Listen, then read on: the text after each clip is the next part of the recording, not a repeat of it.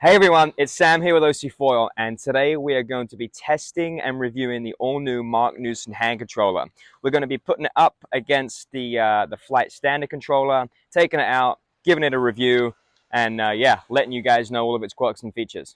So our biggest difference is this new Marc Newson hand controller has a nice LED screen versus your kind of analog screen on your standard controller.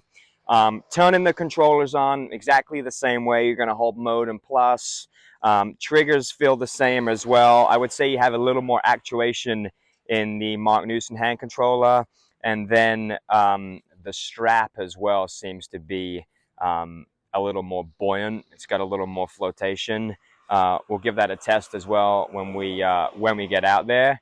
Yeah, overall very similar, but yeah, I would say the biggest difference would be that new LED screen. A new feature on the Marc Newson hand controller is that it's going to be able to track your waves. So if I look at the screen right now, it's going to let me know my best wave at the top of the screen, there's distance on the right, and the time on the left. In the middle of the screen, it's going to let you know how many waves you've caught. So your number of waves is going to be on the left-hand side, and your distance total is going to be on the right-hand side. We tried it a couple days ago, and as soon as you catch a wave over 5 seconds, it actually vibrates to let you know that you've successfully caught a wave.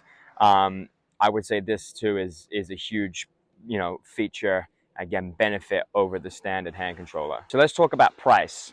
Your flight controller, including an accessories pouch, is $480 USD, and your Marc Newson, including an accessory pouch, is $980 USD. The Marc Newson has a wireless charger. Your standard controller has a magnet similar to a Mac. These are both compatible with all series of boards, Series 2 Plus, I believe.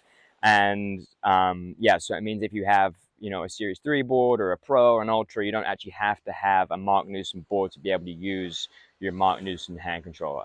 All right, guys, so now we're out in the ocean and we're going to do a little float test. All right, here goes nothing. So, flight controller goes in. It floats. I mean, you're not going to be able to see it that well because it's dark, which is the only problem. And then the nice thing about the Newson one is at least it has a piece of orange here. But again, let's see how well she floats.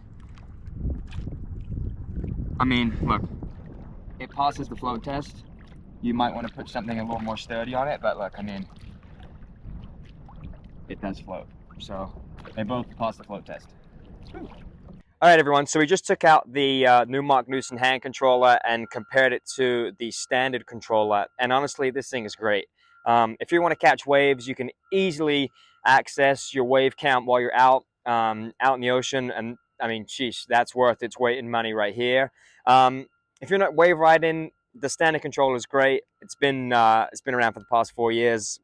Some changes being the trigger and whatnot, but I mean, this thing's great, pretty much bulletproof.